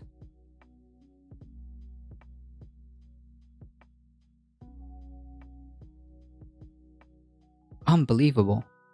To boost water supplies hit by climate change. The Biden administration rolled out new fuel efficiency rules. The Department of Interior reversed a key Indian affairs policy, making it easier for tribes to control their own water infrastructure. The EPA launched a civil rights inquiry into Louisiana's health and environment agencies. A group of private donors pledged $41 million to monitor the thawing Arctic permafrost. A plastics to fuel project in Georgia was canceled. The White House launched a $1 billion program to boost conservation with the goal of preserving 30% of federal lands and waters by 2030. Facebook dismantled a Brazilian climate change disinformation network. The majority of Americans support Biden's latest climate change proposals. West Virginia has protested in front of a coal mine owned by West Virginia Senator Joe Manchin. Los Angeles announced new purchasing plans for government-owned vehicles to increase the number of EVs. Boston announced progress in electrifying the city's vehicles. Indigenous communities in the U.S. received $46 million to adapt to climate change. California revealed a plan to phase out new gas-powered cars by 2035. UC Berkeley is pursuing geothermal energy to decrease building emissions. And young Montanans are suing their state government over prioritizing fossil fuel finances over their future. This will be the first suit of its kind to be heard in court next February. Now for the two It's Whatever headlines. Too many options on how to decrease they generate energy from blue light. Nice.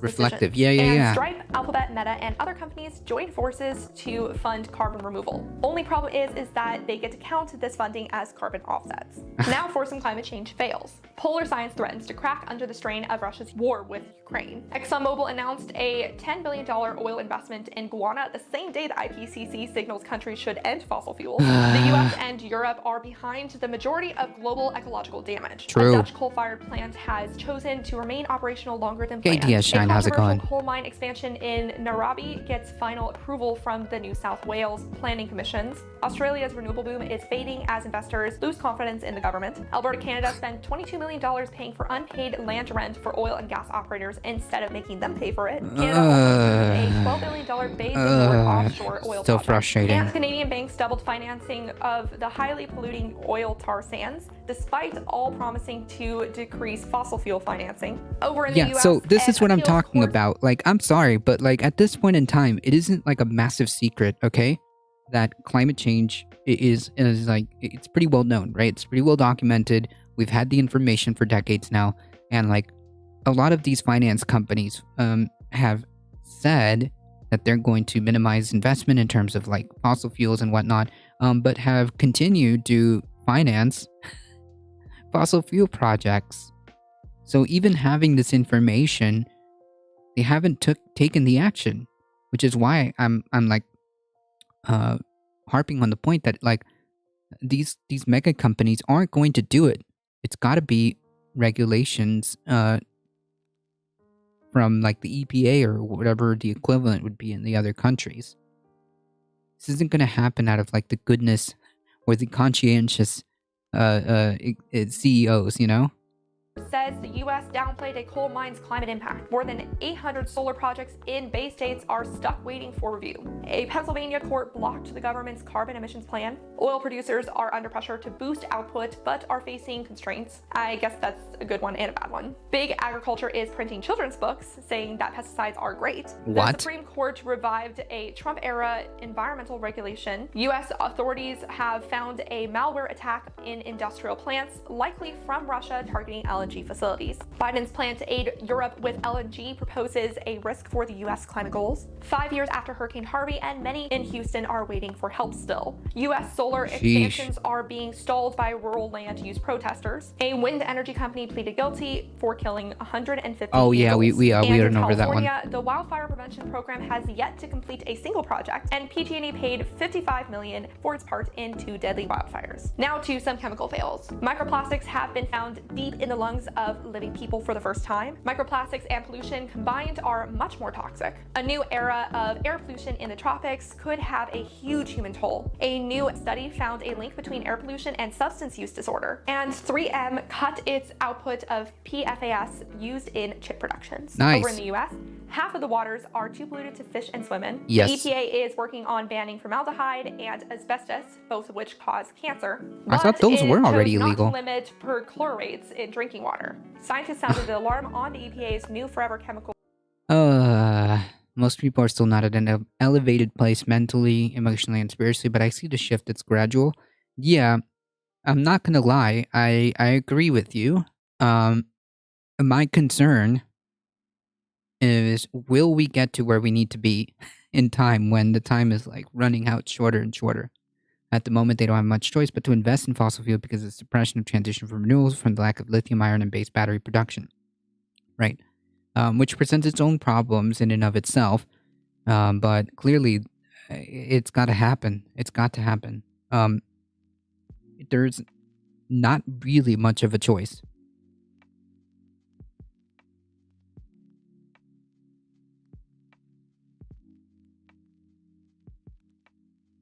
definition, which they say is too narrow. Farm pollution will be harder to stop under a new proposed Kentucky bill. A new Washington state bill becomes the fastest timeline in the nation for phasing out PFAS. Nice. And the Environmental Working Group released its latest list on the most pesticide-ridden crops in the market. And that was the climate recap from April 1st to 15th. Phew. That's about 2 weeks. Please let me know in the comments below which news points you found the most interesting. Again, if you want some more details on it, check out my podcast because there's some more details on some of the news headlines that I said but did not fully cover. I really do hope to add end of week recap videos someday soon because I know we all like the videos and I do too. And not everyone can keep up with a daily podcast. But for now, check out the Climate Recap podcast on YouTube and wherever you get your podcasts, and I will keep you up to date with any changes in the future. Until next time, remember to talk about the climate crisis every single day and to support your local news organizations. A big thank you to the people on Patreon who are helping me pay for my equipment and the many news subscriptions that make these recaps possible. Heck yeah. A special shout out to the climate confident and courageous David H., Norman Anul, Greg H., Paul B., Phil Plasma, and Holly M. Cool. Please, folks, if you have a second, go subscribe to that channel, okay? And go follow her podcast too, all right? Please go check it out. Please go show some love.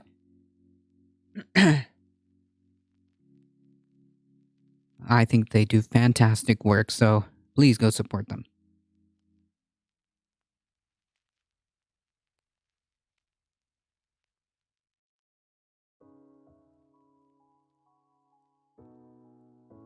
Alright, folks.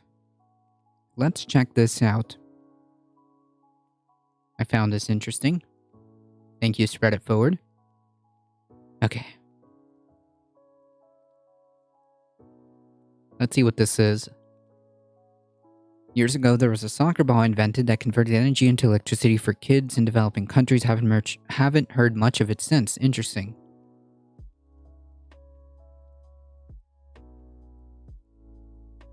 Disinfo board to tackle Russian migrant smugglers. What? The Department of Homeland Security is stepping up an effort to counter disinformation coming from Russia, as well as misleading information that human smugglers circulate to target migrants hoping to travel to the US-Mexico border. Yes, that's the, Okay. The spread of disinformation can affect border security, American safety during disasters, and public trust in our democratic institutions. Oh, okay.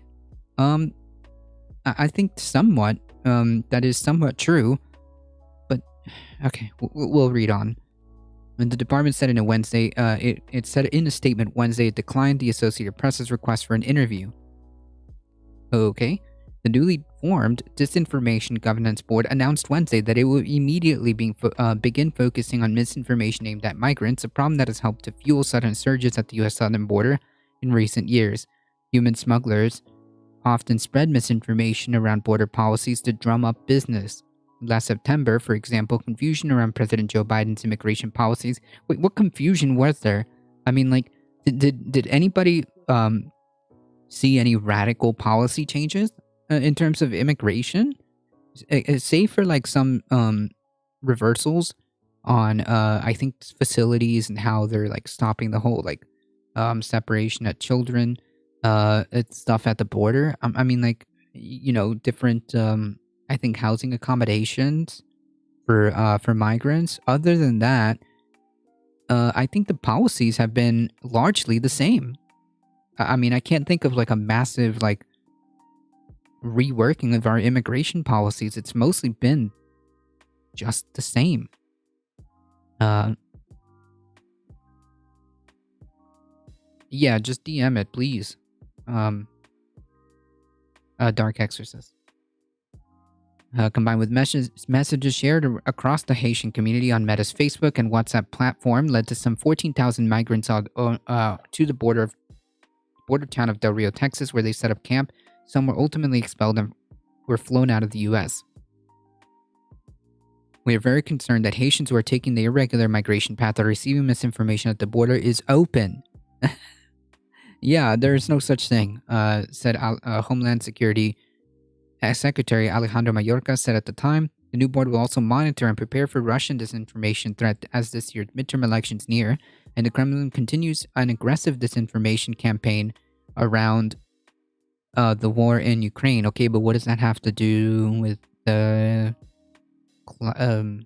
migration? I don't know. We're getting a little bit of whiplash here.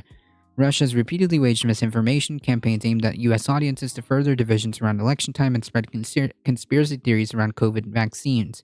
Most recently, Russian state media outlets, social media accounts, and officials have used the internet to call photographs and, okay, but these are two different things. To call photographs, reporting, and videos of dead bodies and bombed buildings in Ukraine fake. The board will be led by disinformation expert Nina Jankowicz, who has researched Russian misinformation tactics and online harassment. Oh, okay. During the 2020 presidential campaign, Biden, a Democrat, repeatedly said he would push tech companies, including Facebook, to crack down harder on misinformation and conspiracy theories that have overwhelmed social media and its users. Dozens of Republican lawmakers and pundits took to social media on Wednesday to widely criticize the new board and call for it to be disbanded. Rather than police our border, Homeland Security has decided to make policing American speech its top priority. A tweet from Missouri's Josh Hawley. Okay. Good meme. They're creating a disinformation board. The DHS said in its statement that the board will protect privacy, civil rights, and civil liberties as part of its duties. Okay, I'm gonna press X to doubt.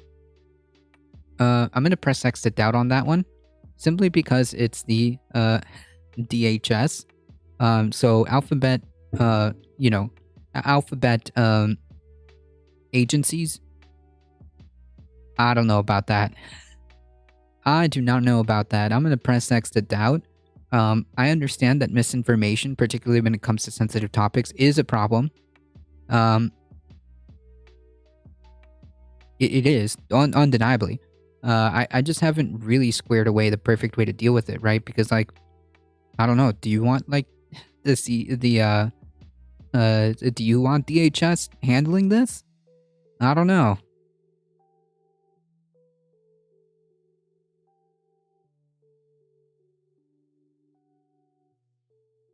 I don't know.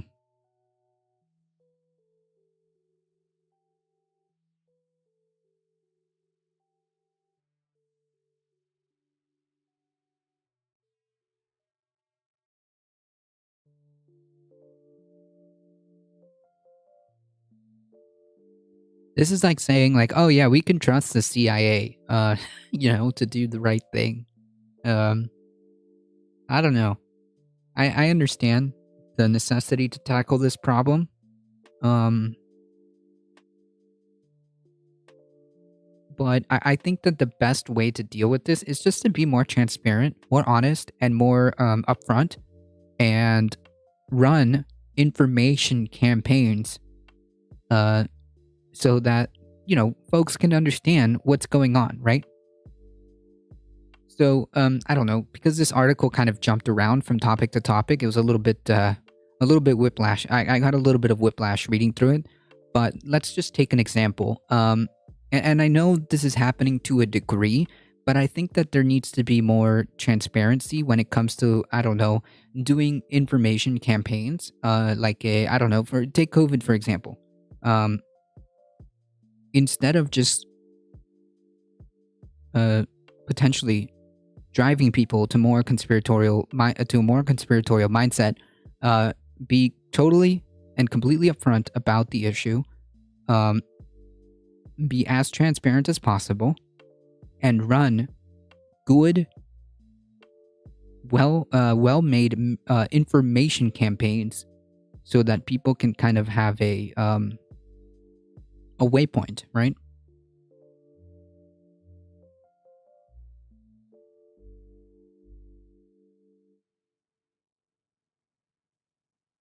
So far, that's been the only thing that has run through my mind.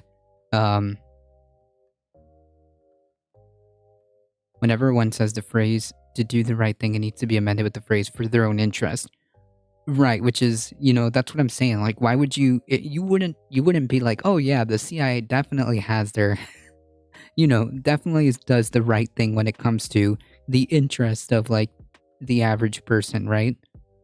No, they don't. They have, they do the right thing for their own interest. So like, why would we think that someone, a department like DHS would have, our interest in mind? I don't know. It just seems a bit odd. I don't think that this is the way to handle it. Plus, it's giving all kinds of new ammunition to the folks like Josh Hawley.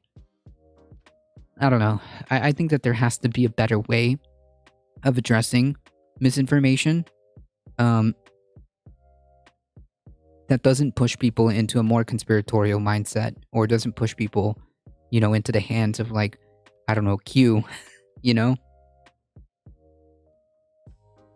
And when you read things like this, even though it may not even end up being like a big deal, maybe it ends up being like a small board that doesn't really do much. People read this headline, because we all know how far folks read down an article.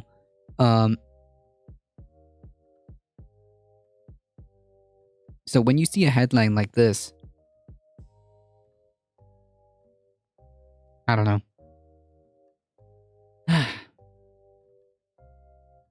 I just feel like keep pushing right information and keep making like good information campaigns is more effective, right?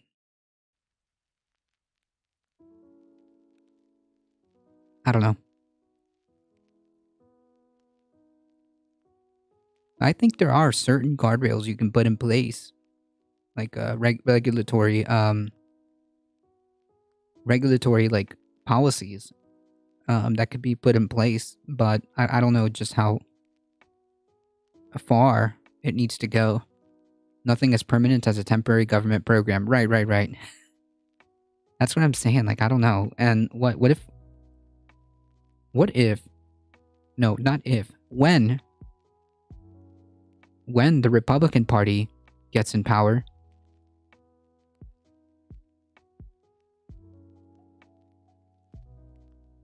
what do you think they're going to do with that agency?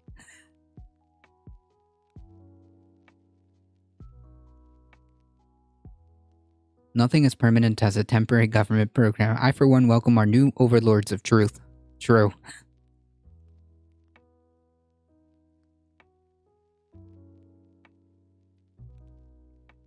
What's going to happen with this agency if it's still around when the Republicans get power?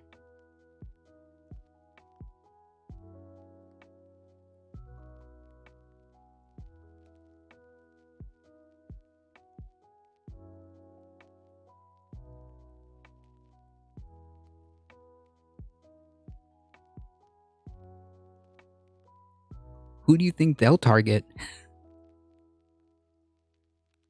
Don't worry, the Patriot Act will be temporary. True. And by temporary, meaning that it expires every so often, but they keep renewing it, and it's temporary. It's temporarily into effect into perpetuity. Wait, no, I said that wrong. It's perpetually in effect. It's perpetually temporary. There we go. It is perpetually temporary. It needs to start at the local level, unfortunately, so it'll be a long road ahead. Yeah, I agree. Right, which is my point, Fu Manchu. Exactly. It is perpetually temporary. The federal income tax was temporary too. It started in 1913. True. True.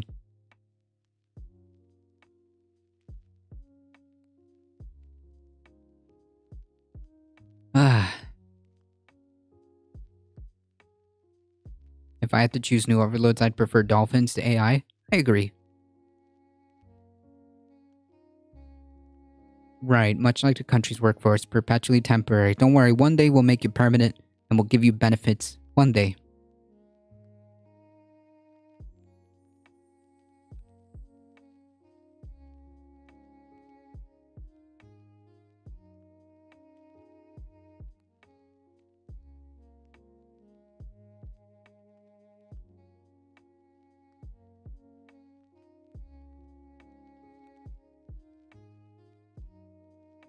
Well, that has happened, Fu Manchu. That is true.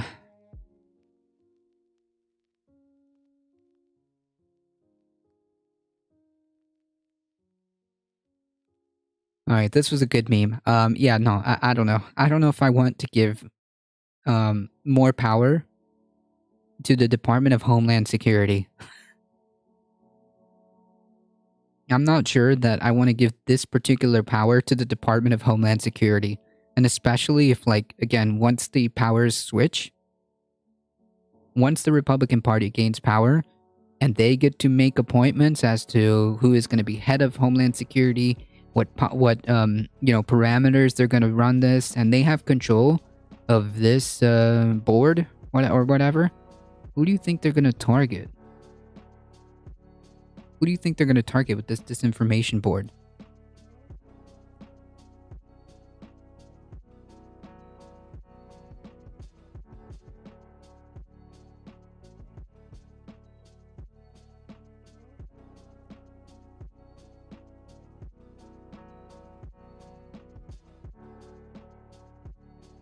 India is very wary of Russia, but don't trust the USA either. Well, yeah, I mean, we haven't had exactly a good track record.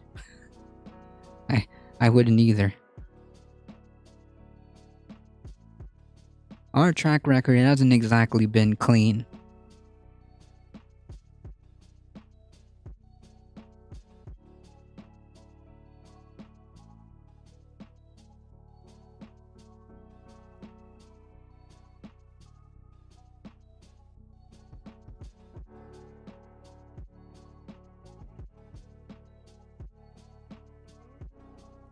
Jesus, did chat just wake up on the horny side of the bed today? Holy yikes, chat.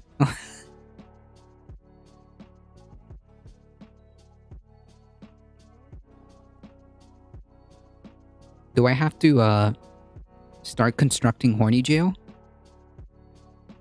I'll do it.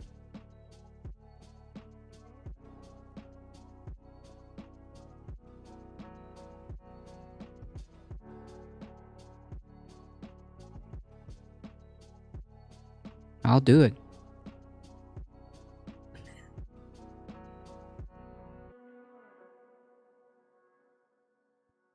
It's springtime be in the air. Ah, that's what it is.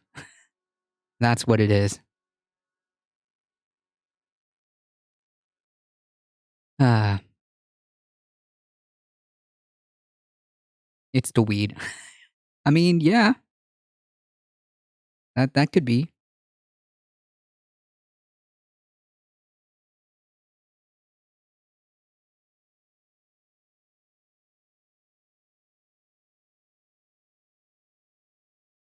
I like that emote. That's funny.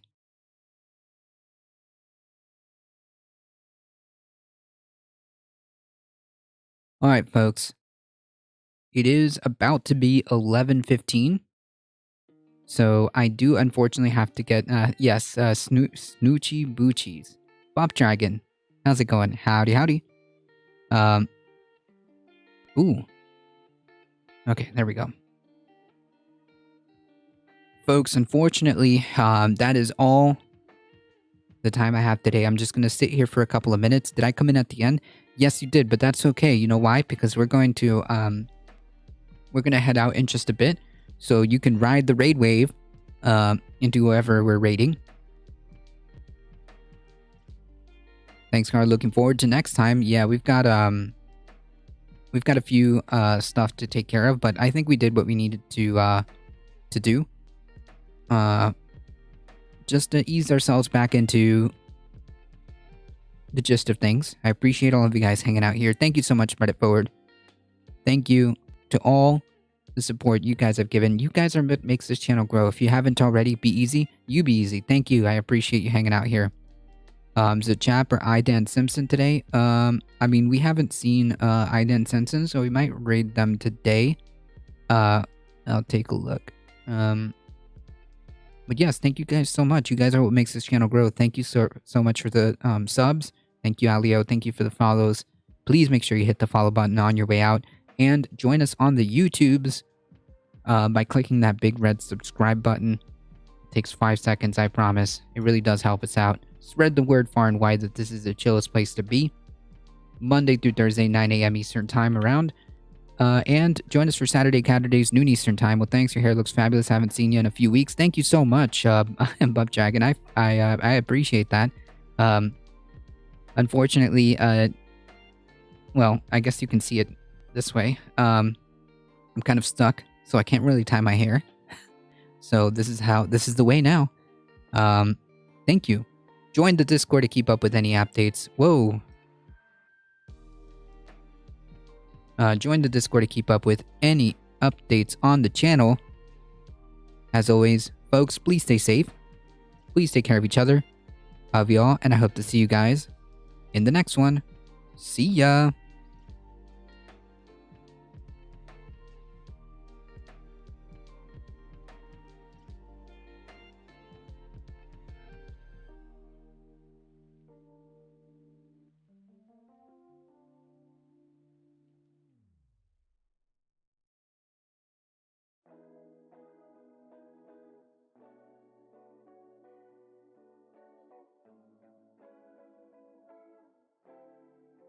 Alright.